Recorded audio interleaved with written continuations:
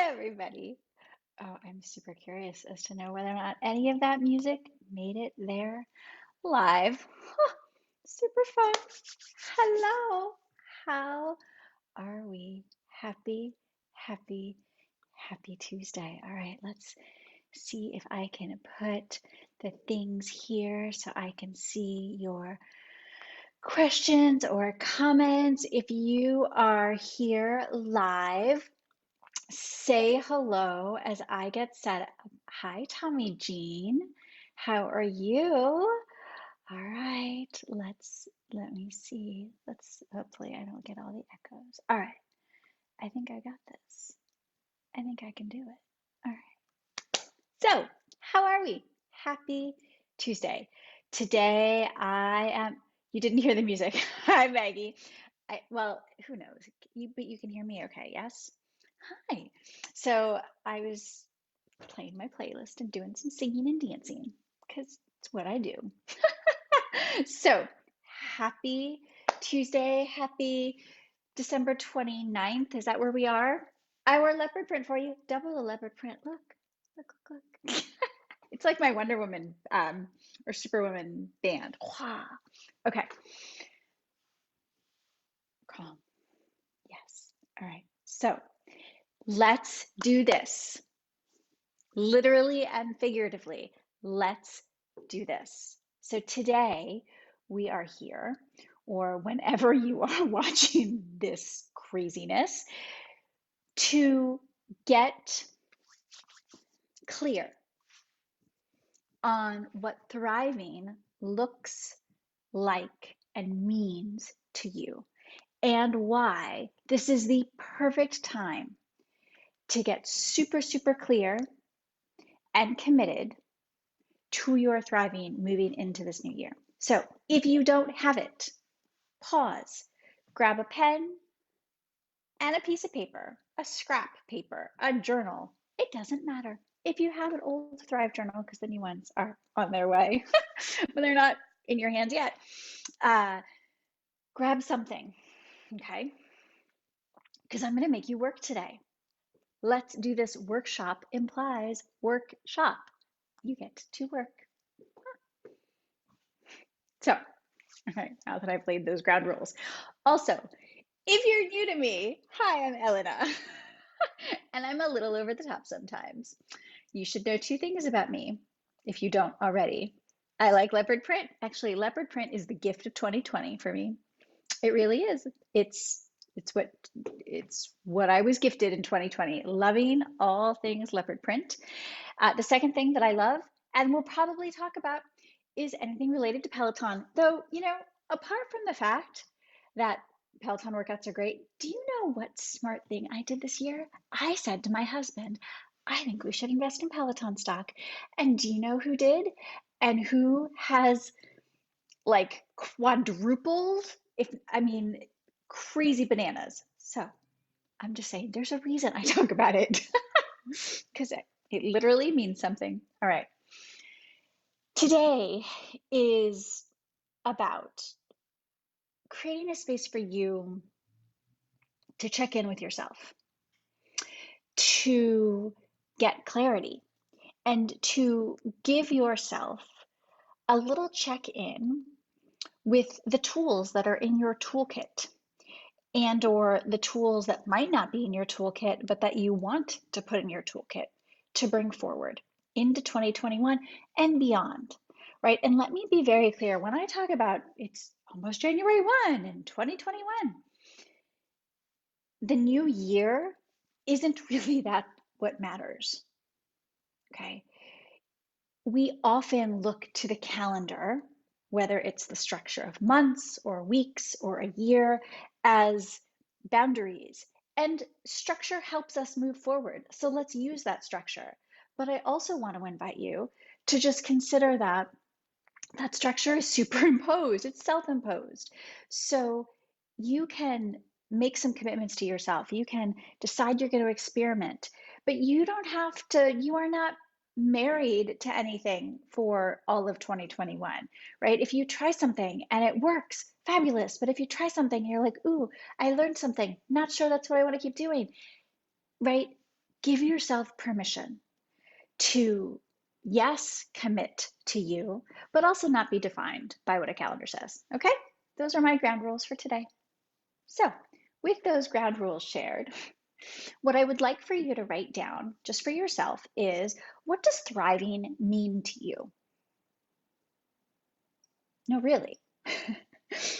Because we all have a different definition of thriving. In fact, I've had coaches, business coaches, other people say to me, Elena, you keep talking about thriving, but everybody has a different definition of thriving. I know. That's why I love it. So I would love for you to just pause for a moment and consider, what does thriving mean to you? I'm going to give you a moment to consider that.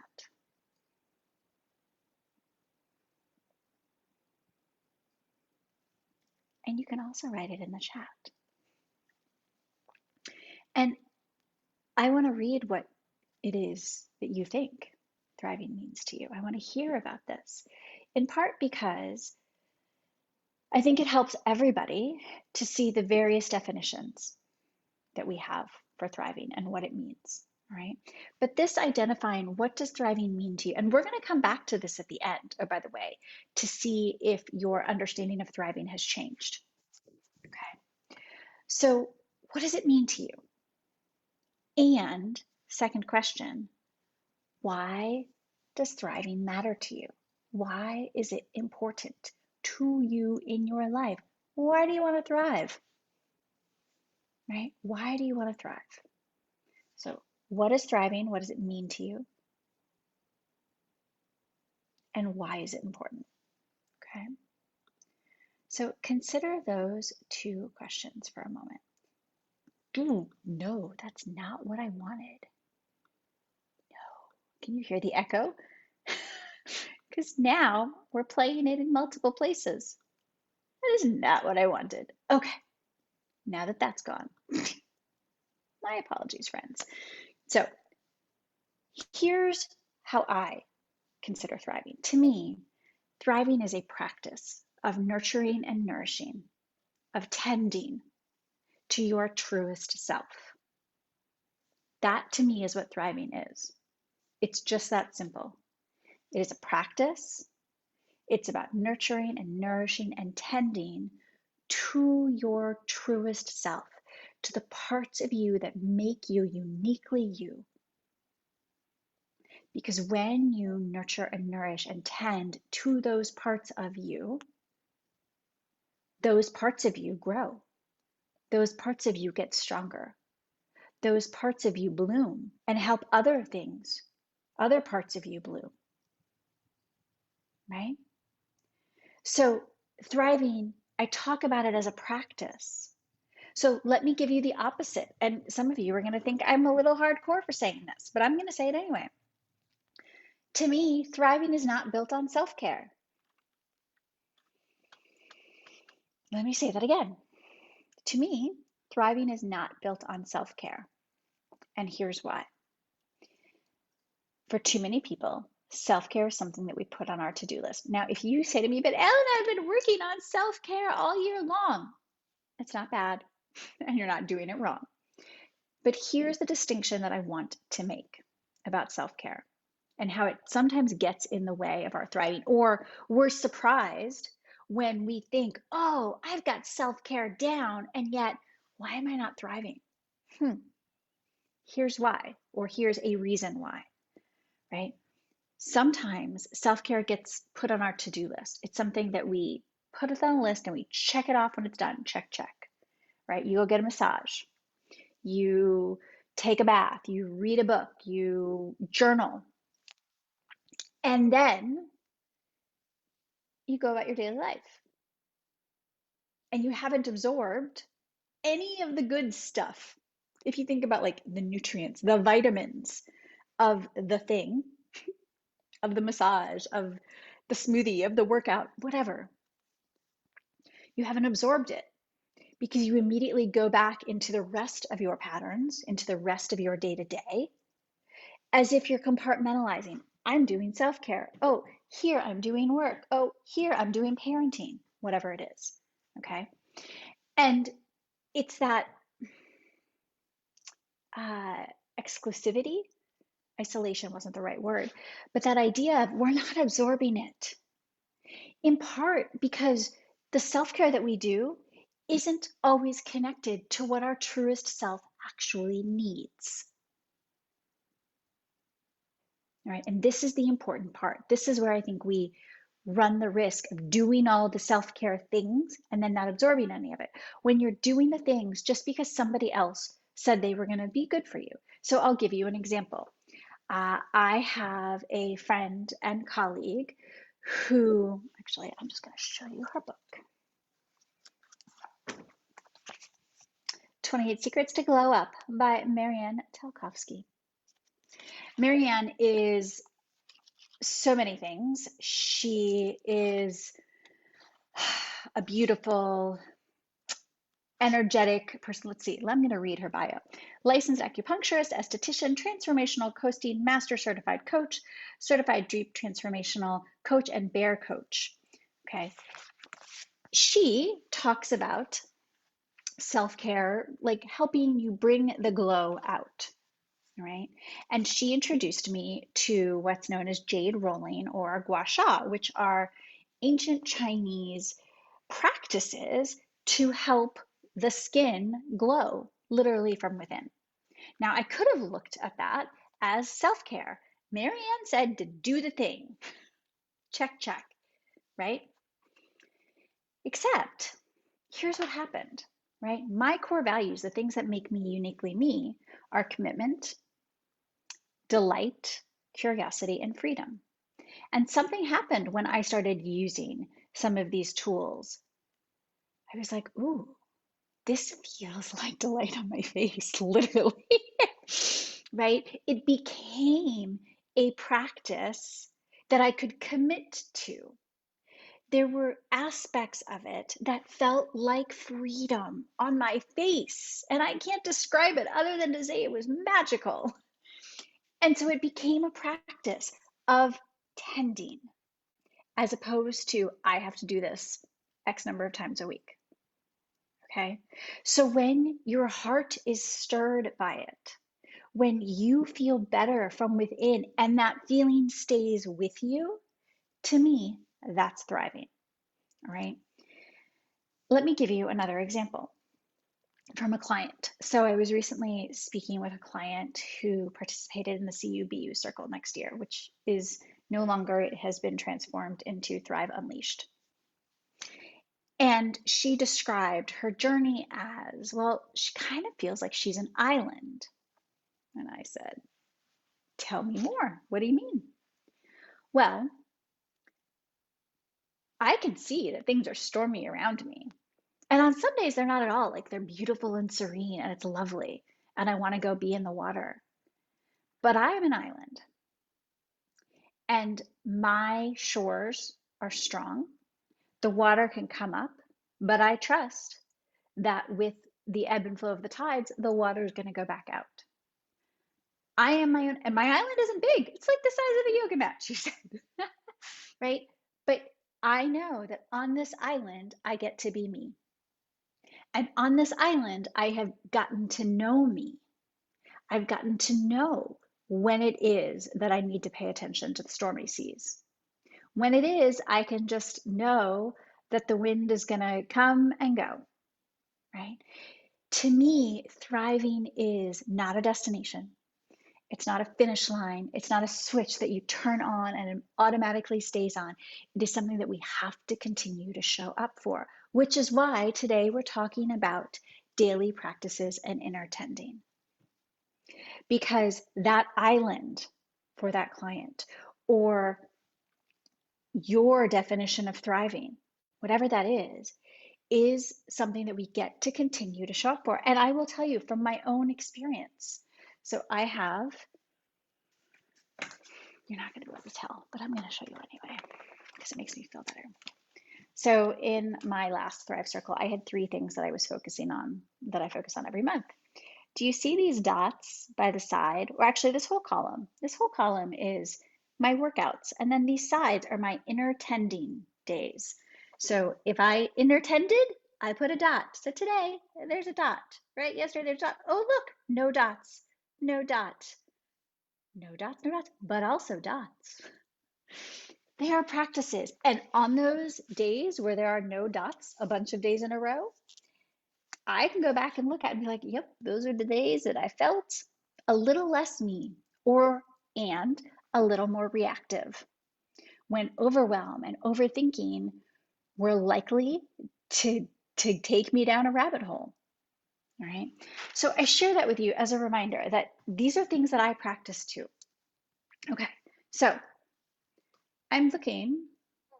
Ooh, no, I also don't want that. Ooh, now I see your comments. I wasn't seeing your comments before. Okay. Maggie says, what thriving means to me, ready to take on the day, energized, calm, present, connected, living life to the fullest. You didn't hear the echo. Awesome. Tommy Jean says, to me, thriving means my needs are taken care of so fully that I can think bigger, act bigger, and contribute to the world at a greater level. Oh, you are my people. I love it. Thank you for sharing. Okay. So let's think about, right? Once you have a definition of what thriving means to you and why it's important, we get to consider why it's important to focus on it, right? In addition to these pieces. Hi, Donna, welcome. When you give yourself permission to tend to your thriving with your daily practices and inner tending, by inner tending, I mean taking care of the inner part of you, your truest self, right? Body, heart, soul, okay? Mind, right? You build that self-awareness, you can catch yourself sooner, right?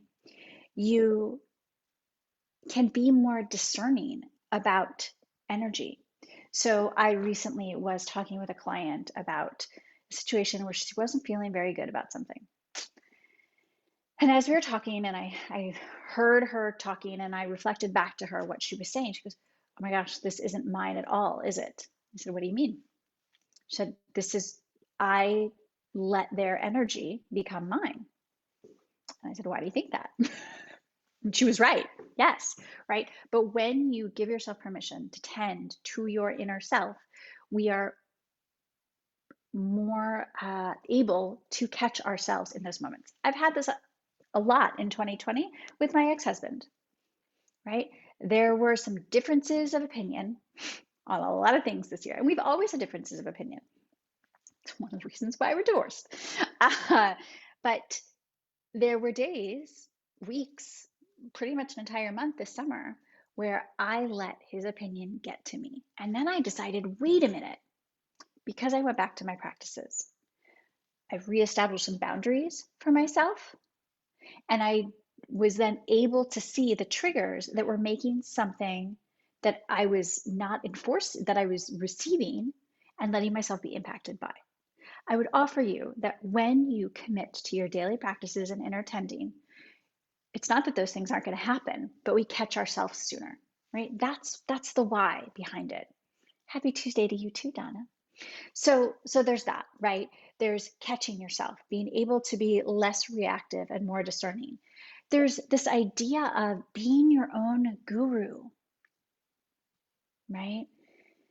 And a guru doesn't know everything, much unlike what we think, right? A guru to me is a master teacher who has experienced things and keeps practicing.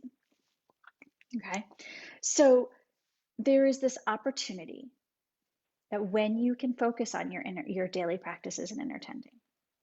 So let's talk about this, right? Why? Well, let me ask you before I keep going. What are the inner practices or daily practices, inner tending, right? All these words that you have that help you thrive, right? I know at least for one of you, a brain dump is one of your favorite practices to tend to your truest self. I'm not going to call out who. But what are those practices that help you, right? And what we're going to do, what I'd like to do, is talk a little bit about the structure of a daily practice, why a structure is important. The idea that it's not about doing all the things, and the idea of celebrating progress instead of an outcome, that your daily practices and inner tending are not about a magical outcome. Okay. So let's dive into those things. So, daily practices, right? A lot of us like to be moved by things. We like to be guided. We like to be in the flow. And there's a place for all that. Except there's a reason structure is good for us. That kids like structure, that kids benefit from structure. Structure helps things move forward. And there is a place for structure with your daily practices, right? It's why the book, The Miracle Morning, has been so very successful, and other books like it that talk about structures for morning practices for different things. Donna says writing and looking for small joys each day are one of your practices. I love it. Thank you, Donna. Maggie says your daily practices are yoga, meditation twice a day, a walk, and brain dumps. Love it, love it, love it, love it. Okay. So structure, the reason that structure is important for your daily practices and inner tending is it puts it on your calendar. And that's half the battle, right? To prioritize your inner tending so much that it is a structured part of your day, that you know this is where you're going to do it. Or maybe you have 2 pockets or 3 pockets of time, right? So if I'm being totally honest, because that's what I am, right? My practices are usually in the morning, except for the days that they're not. So for instance, right, and not for, sometimes they're first thing in the morning, except for when they're not. Yesterday, I got up, I did my journaling, and then I just felt like I needed to do a few things. So it was then mid-morning when I went into my infrared sauna and I meditated there, which is also not where I usually sit, right? So there is a place for being fluid, but we have to build the habit first. We have to develop that consistency, and structure will help us, okay? Because it rewires that pattern in the brain to say, oh, it's this time or it's this day, I'm going to do this, right? So structure moves us in the direction of that inner tending. And for those of you that resist structure, I would invite you to consider why you're resisting it. And has resisting it helped you thrive? And then you decide what that answer is, okay? Structure might look different on different days. I had a teacher, and many of you have heard me talk about this, Nona Jordan, who years ago said to me, certain days are going to look different. So create for yourself a short, a medium, and a long practice. That way, no matter what, on any given day, you get to your non-negotiable, the short practice. And I have a few variations of my short practice, right? My brain dumps. But for a while this year, my short practice was just breathing. It wasn't actually brain dumps. Brain dumps became part of my medium practice, which for some of you, I know it's hard to believe. Okay. But I needed to breathe every day. I needed to be in my body, right? So short practice. Medium practice is short plus. Long is short plus medium plus something else, right? But that helped. That helped me years ago when I was struggling with the fact that my schedule looked different on A weeks and B weeks because my daughter was with me on one week and with my ex-husband on the other weeks. And so my mornings were different. And I was giving myself a hard time because I was like, I'm all in this week and then I'm totally off that week. Well, let that be okay, right? So create a structure, but let it work for you is what I would offer, right? The other thing that I want to say about structure is that the structure can look different in terms of maybe you're structuring your practice around a feeling. Maybe it's around, some people, their structure of their morning practice is making their bed. I love it, right? I have a client who still talks about this. Her non-negotiable short practice is making her bed, right? And that's when she connects. Donna says, love the idea of short, medium, and long practices, right? It's so empowering to say, oh, okay. And here's why. You're still being intentional. And that gets to this idea that it's not about doing all the things. Tending is not tending to all things, it's tending to what matters most. Okay? It is less, and here's the other thing, and this is why I would also differentiate tending and thriving from self-care, because oftentimes we think about self-care as checking out, right? Or we associate relaxing or binge watching Bridgerton, who me? Or Emily in Paris a few months ago, whatever it was, uh, with checking out, with something mindless. I would offer that your daily practice and inner tending is not about checking out. It's about checking in. Okay. So these are not practices to help us check out. You might release some things, let go of some things, but it's not about checking out. It's about connecting to those parts of you that make you who you are. Yeah, does that make sense? Okay, so it's not about necessarily doing all the things. Yay, Bridgerton. Maggie said she'll be watching it again. So I have one. I'm on my last episode. I may have watched some of it during my lunchtime today. With delight, right? It wasn't me checking out. I was watching it to be delighted. Oh my gosh. So, oh, by the way, if you want to do something to check out, do it, but keep it separate from your inner tending. Or decide that that is going to be one of your practices, but not every day. Okay?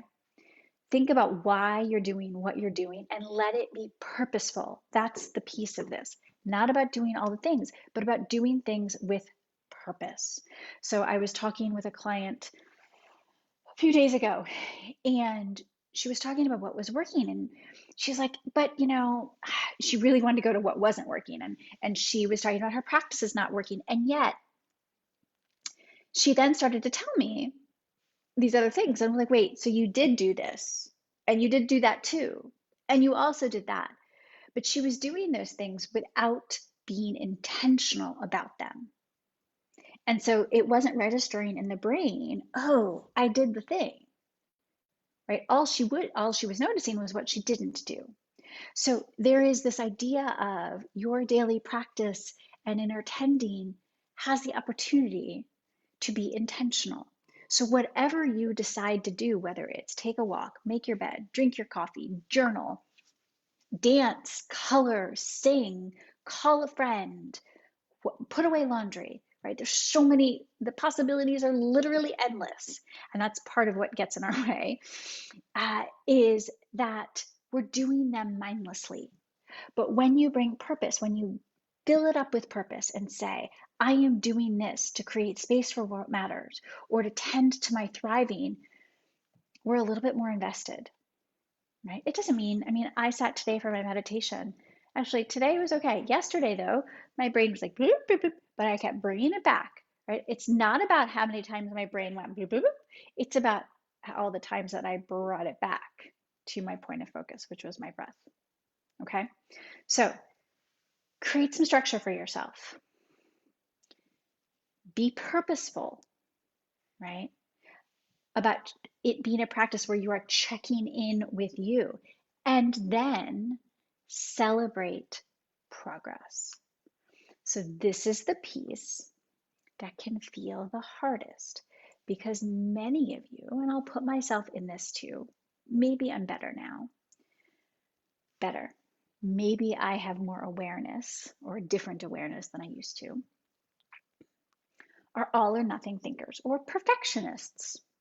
Must be doing all the things for a certain amount of time to consider it a success. And I'm here to tell you that that's just not true with your daily practices and inner tending. What you did yesterday, what you do today, does not define your thriving. It doesn't. It is what you are doing and how you are tending to yourself over a period of time. Maggie, you could probably say this like this, my quote, ready, 1, 2, 3. No. Any practice done with love in your, no. Oh, any practice done over a period of time with love in your heart produces results. The yogic sage Patanjali wrote that. Let me say it again. Any practice done over a period of time with love in your heart produces results. This is about the journey, which is why I'm not a fan of New Year's resolutions, right? That short-term burst of momentum might get you started. I'm not going to tell you not that momentum isn't important, but momentum only takes you so far. Consistency and showing up time and again is where you're going to make the changes, the long-term changes. So recently, my Thrive Unleashers, there it is. You were starting to try to write it. See, so my Thrive Unleashers that participated in the Kickstart because they were early bird participants, I issued them a challenge, a consistency challenge to pick one practice and commit to it. And I gave this to them on December 18th, I think so, because it was the day before the retreat. And we're meeting on January 8th. And I didn't specify how many times they needed to show up with consistency for their practice. I just said, pick a metric of success and then check it off, right? I made them a little card with check boxes. Some of them wanted more. So by the end, the card that most of them are using has 21 check boxes because there were 21 days, right? The metric of success is not checking off every 21 of those boxes. It's about making a commitment and being accountable to yourself. That's the piece that matters. And the way that we are accountable to ourselves is not to berate ourselves for what we didn't do, but it's to celebrate progress. What are we doing that is working? So if you like check boxes, I mean, there's a reason. Let me show you. I'm on the last page of my 2020 Thrive Journal. It is kind of making me sad if I'm being honest, right? But I mean, again, do you see there are boxes here? When I do the thing, I color it in, okay? That's how I stay accountable. And that's how I notice what's working. You'll notice I'm not coloring in the days I didn't do something. I'm not doing brownie faces. I'm working with what I am doing. Because at the end of the week, when I look back and I'm like, I did 0 strength training. Or I did 0 visualization. Or I sent 0 emails, right? Whatever the thing was, that gives me an opportunity to be accountable to myself and to check in. Okay, what worked? What didn't? Why not? I'm not beating myself up. There's a place for accountability and for holding yourself to the standards and then saying, all right, if I said this was important to me and I didn't do it, why is that? The 18th, thank you. Accountable to yourself and not to others. Yes, Donna, okay. So here is this really, really important piece, right? This celebration of progress is about moving away from shoulds so that you can operate with more delight. And I know delight is one of my core values. It may not be one of your core values. It should be, no, I'm not going to say that.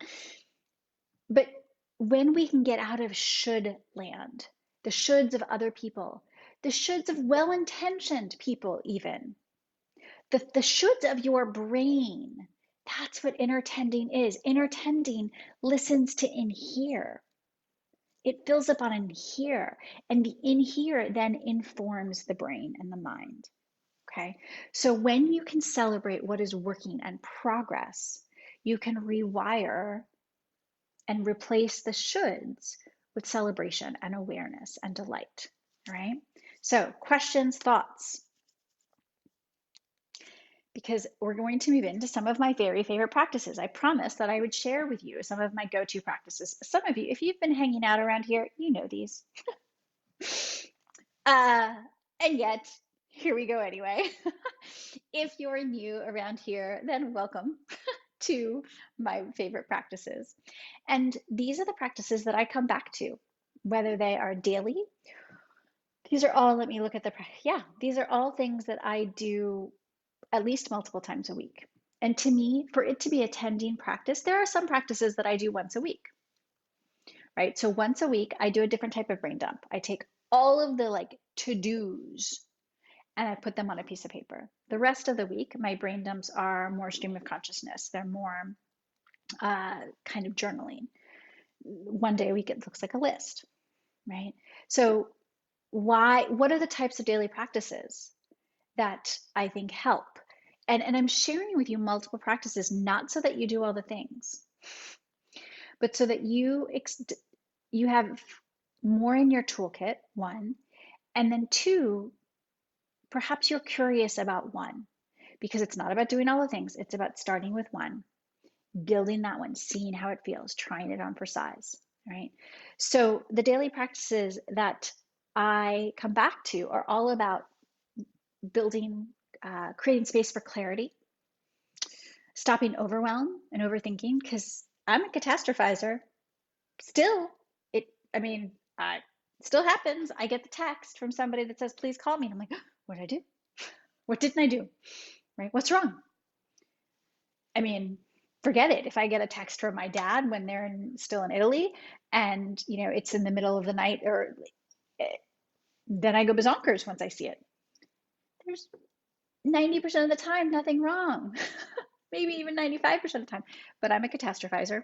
So stopping overthinking, stopping overwhelm, right? And then embodying your truth. So these practices all help do different aspects of that. So the first practice that I love, one of my go-to practices, I've mentioned it already, is a brain dump. A brain dump is something that collectively we're going to start doing together on Sundays, this Sunday at 8:30 a.m. Eastern Time for 5 minutes. That's it. 5 minutes. All you're going to need is a pen and a piece of paper or a journal and yourself. That's it. We'll take a breath to start, and then I'll say ready, set, brain dump. And you will just allow your pen to keep moving.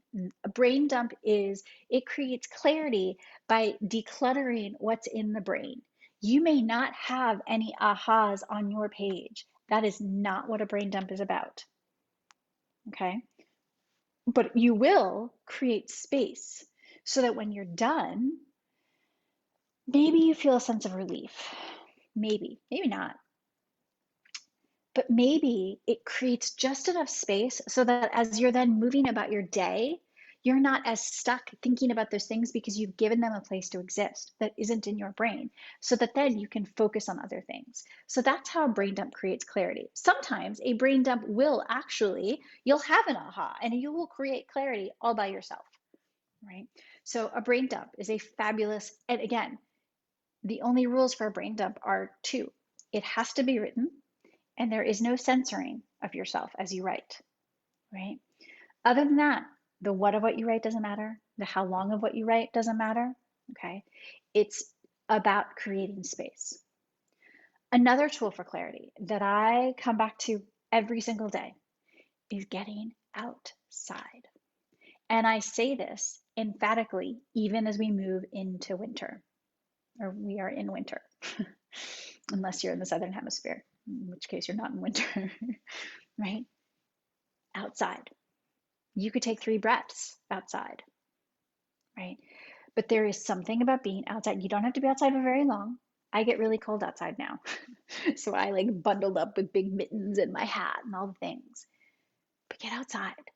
Move outside, even better, right? But there's something about being outside that just, it's like that fresh oxygen, and it creates the opportunity, the potential for clarity. Going outside will not necessarily, like the sky is clear and clarity emerges, but it will create space for clarity. The third tool for creating clarity is to move your body. Let me say that again. The third tool, and they're all important on different days for different reasons, but moving your body creates clarity. It also stops overwhelm. It also stops overthinking. It also helps you embody your truth. But let's start with clarity, right?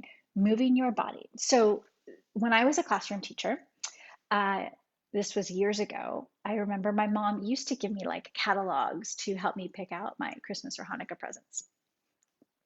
And I had picked something on a page, but she thought I had circled something else. This is kind of typical of my mom. So Samantha says this all the time. My mom asks for Hanukkah lists, and Samantha will send her a list with links, and my mom will go to that, but then go find something else.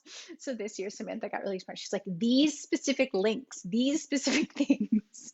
Anyway, I digress. What I ended up getting that year was a stability ball chair. It had a base. I was like, all right.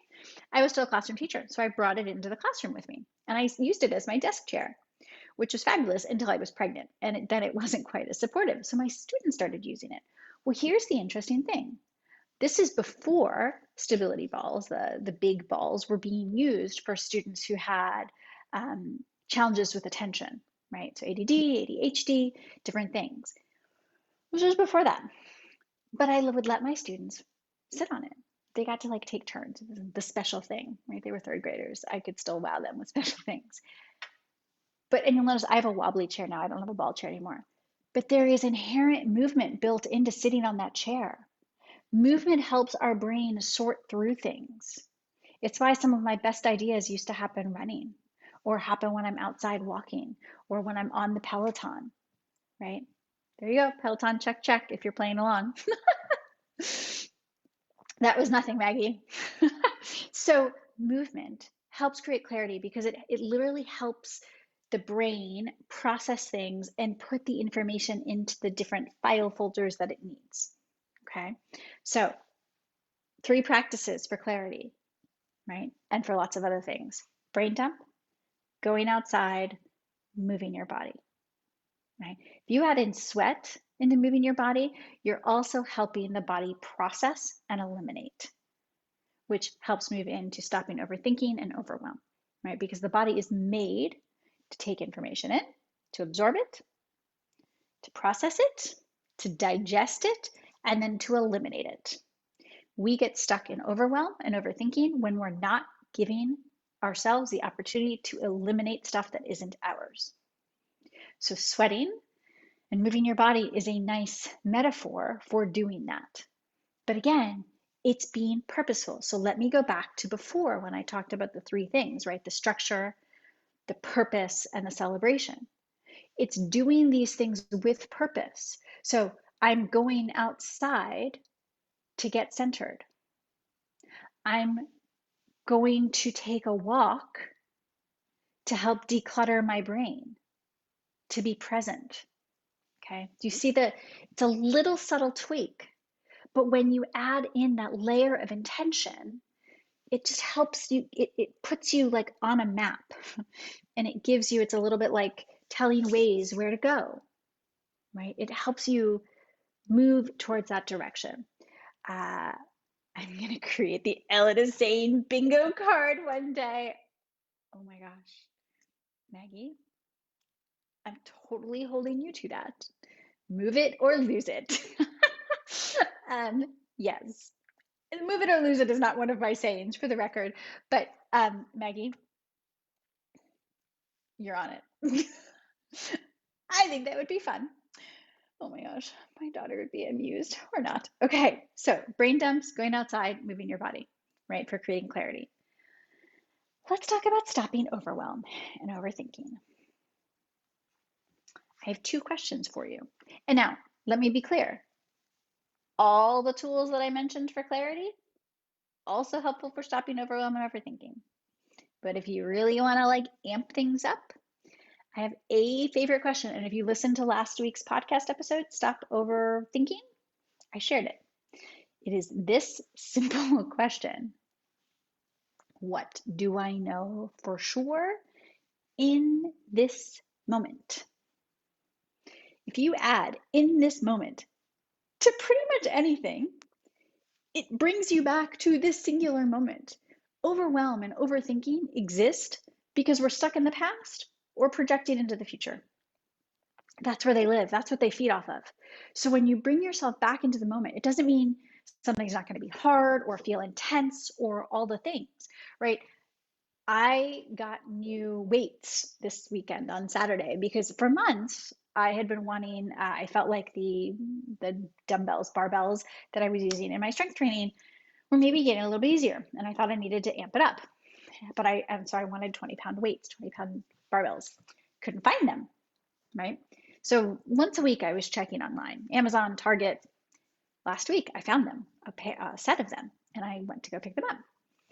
So I worked out with them.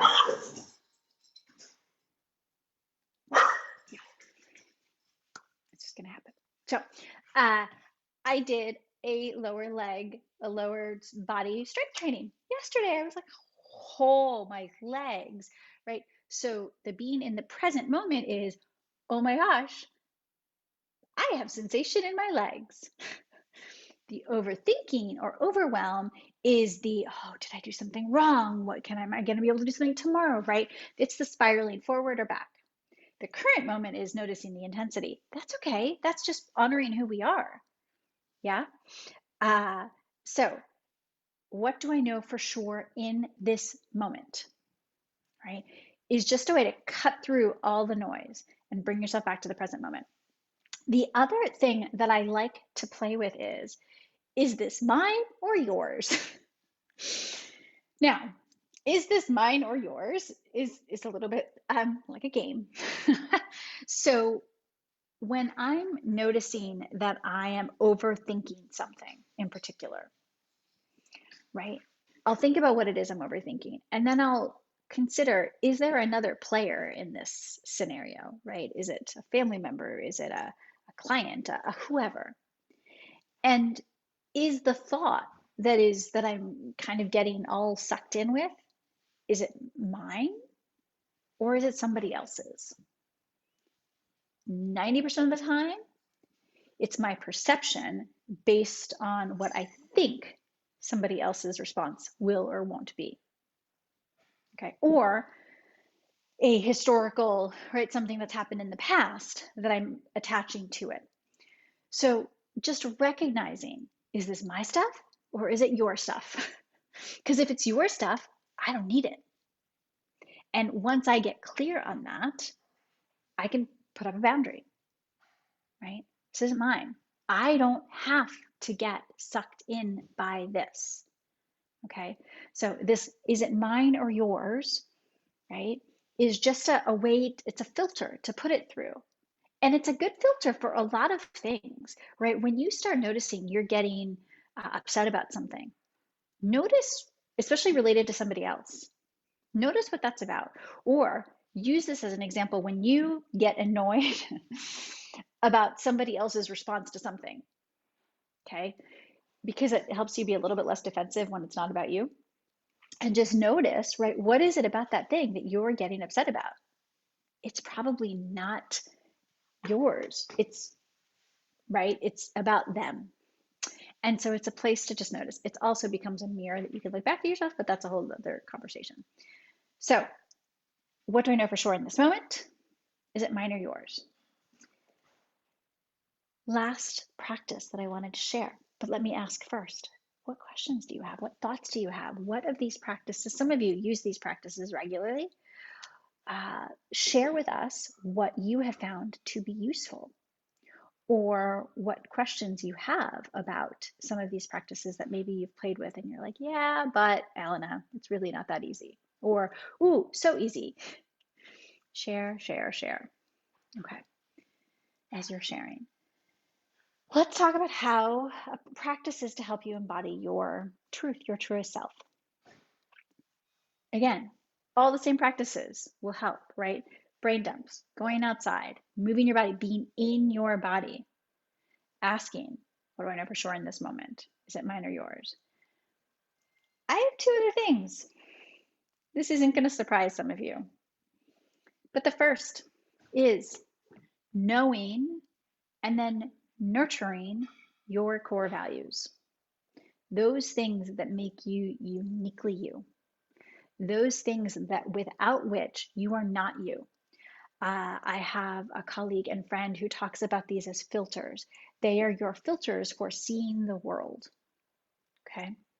So my core values are curiosity, delight, commitment, and freedom. I talk a lot about core values with my clients. A lot. It's the foundation for a lot of things, right?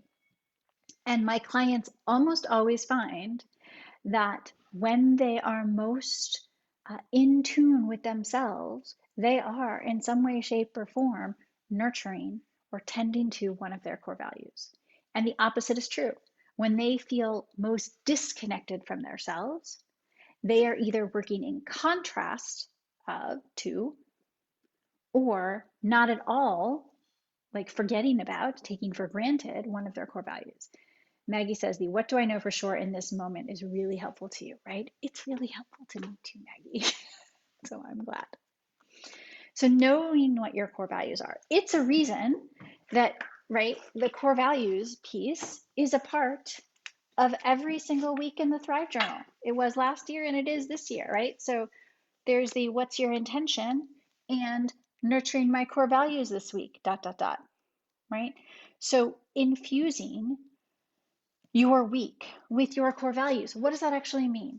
Right? So if my core values are curiosity, freedom, commitment, and delight, what does that mean? So one of the things I do is I track delight, right? I know that when I'm tracking delight, I am moving forward with my thriving, right? Because delight is my superpower, expectations are my kryptonite, right? So another way that I play with my core values, that I infuse my week with my core values, is through my commitment to the things I say I'm going to do, right? So to my daily practices, to the actions. So it's just getting clear on what are your core values. If you're not sure what your core values are, you can put a question in the comments or reach out to me, and I will send you a little video replay from a workshop a few months ago that will lead you through the questions. There's also a podcast episode that will help you explore and give you some tools, okay? But knowing your core values is one way to embody your truth. The other is a question that sounds perhaps really silly, and yet it's not at all. It's the question of who am I? And letting yourself just respond like multiple ways, right? Who am I? And coming back to that, because every day your answer might be a little bit different. I actually did this for an entire month. I asked myself that question, who am I? And each day the answers were different. But the idea is that you are more than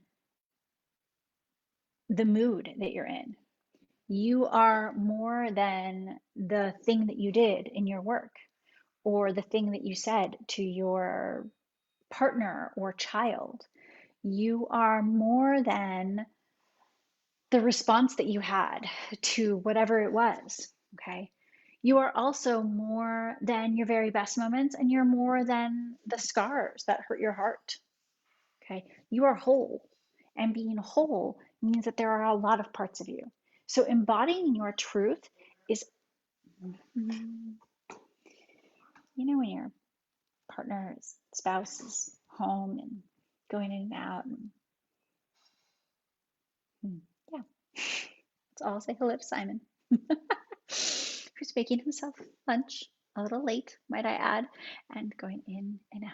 Anyway, okay, just what it is. So embodying your truth means giving yourself permission to be whole, because your truth is whole. It is all the parts of you. And I think too often we forget that we are allowed to feel the way we do, and we are meant to have feelings, but we are also meant to process them, digest them, and eliminate them. Okay, so what questions or thoughts do you have? We went through a lot of things, right? The why of daily practices and tending, and how it's different than self-care. 3 things to think about, right? Structure, being purposeful, celebrating progress, and then several examples of practices, my go-to practices for helping me thrive, cultivate my thriving. So I would love to know what questions you have, what thoughts you have, and I would also love for you to check in with, at the very beginning, I invited you, if you were on, to write down what thriving means to you. I would invite you to go back to that and see, is there anything you would add or change? There might not be, right? But there might be. Is there anything else that you want to remember about thriving and what it means to you and in your life? And as you do that, I'm going to offer you a nudge. If the idea of getting super clear on your daily practices and your thriving feels like something you want to play with in 2021 and beyond, I have a tool for you. Ta-da! Okay, this is just the proof. The actual one has a gold wire O, ooh, and a hard cover, but you can see like this is big. I haven't actually weighed it. But one of the things that I love is at the very beginning, look at the question. What does thriving mean to me? And there's like a little place to do a bit of an audit of what you need to thrive. And then some things to help you bring it forward. From there, we move into core values. And then one of the practices I love to help you embody your truth is to design your truest self, all the instructions. And then every single month, there's a centering in, which helps you reflect on the last month and think about what it is you want to bring forward. Oh, but wait, it gets better. Because once you've done that and you know the things you want to focus on, then you have a monthly tracker page. And this is really important. It says, what matters most this month? And you'll notice there are only 3 spaces. And that is by design, because it's not about doing all the things, right? And then there's this question, what daily practice will help me thrive this month? It might be different from one month to the other. Why is this practice important to me? Is it getting to the purpose, the why, right? And if you have a word for the month, and then you can track your progress. Oh, by the way, notice it's not dated, so you can start at any time. Then there are some blank pages, and then you get to the weekly sections. They start with a brain dump. Boom, boom, boom, boom. And then this is the part where then you get to come to daily, right? So many weeks there's a prompt, a little journal prompt. Your intention for the week, the feeling that you want to feel, how you'll nurture your core values, where you might be curious, and then each day. Now, I'll be honest, I call this a journal. I use mine also as a planner. I use mine as all the things, right? But this is a place, so I will be putting in my daily schedule up here in this top part. And then in the what matters most, I'll identify, like I did this year, what are the 3 things that matter most that day, right? That if that's all I do. So it's things like moving my body, following up with 5 emails, right? Finishing the Thrive Unleashed portal. It's almost done. And then there's the question, what does delight look like? So you now have a delight tracker and a gratitude tracker, right? And if that wasn't enough, let me see if I can find it easily. Every 90 days, there's a place for you to get clear on what you want to bring forward because seasons are different. So there are your thriving wishes, getting dreamy for the next 90 days, right? And then there's a coloring page. At the very end of the journal, there's a place to write yourself a love letter. So if this is interesting to you, then check it out. You can grab one. There are only 50 of these total that I'll be selling, and less than 50 now. They've been selling for a day. So if this is of interest, I will put the link down below, but just know that perhaps that is a resource to help you for daily practices and you're attending. Donna, you are so welcome. You said the thriving means being your authentic self and nurturing your core values. Thank you. I am so glad you were here today, Donna. Thank you, thank you, thank you. So if the Thrive Journal is of interest, let me know. I will also post the link below. And if it's not, I posted yesterday, but I will post again. I created just for all of you fabulous people an end of year reflection. And these are journal prompts that I use in a lot of different ways, but they're good for end of months, they're good for end of years. um, if you are a client, you might be like, I feel like I've seen these questions before. You have, right? Because good questions are good questions and they can be reused on any given day. So these are questions to help you reflect on the end of the year and get really, really clear on what you want to bring forward into 2021. So I will post that as well. Also, right, I'm telling you all the things again. So today we had this workshop, which I hope that gave you something to play with and a way for you to just maybe reframe or pick something you want to play with to nurture and nourish your daily practices and your inner tending. There's a Thrive Journal, of course, as a resource for you. There's the end of year reflection. Coming on Friday, January 1st, we're going to start 31 days of journal prompts. So you're working on Elena bingo now. Oh my gosh. I mean, I feel like this could be a real game, Maggie. Oh, I'm going to have some rules. It is not allowed to be used during a Thrive Unleashed session without my knowledge. I'm just saying. Okay. Starting on Friday, we're going to do 31 days of journals prompts, which means that every morning I'm going to be posting a journal prompt with a little image, right? Or in a little box. And that will be your journal prompt for the day. I would invite you, write these down somewhere in a journal on paper, and then take a picture or share it with the group. These are not all intended to be page-long responses. They might be 3-word responses. They might be 3-sentence responses. There is no right or wrong answer. But the idea here is to help you build, one day at a time, a journal practice. And really, more than a journal practice, an inner tending practice, because all of these questions are designed to help you connect with your truest self. On any given day, your truest self will have different things to say. Okay, so that starts on Friday. And then on Sunday is our first community brain dump at 8:30 a.m. You are up to 18 things for the bingo cards? Okay. Donna, I'm so glad you're excited about the journal prompts. I am too. I really was thinking about what I wanted to bring forward in this group this year. And my hope is that this group becomes a place that you want to come on Facebook, right? A place that impacts you and fills you up rather than depletes.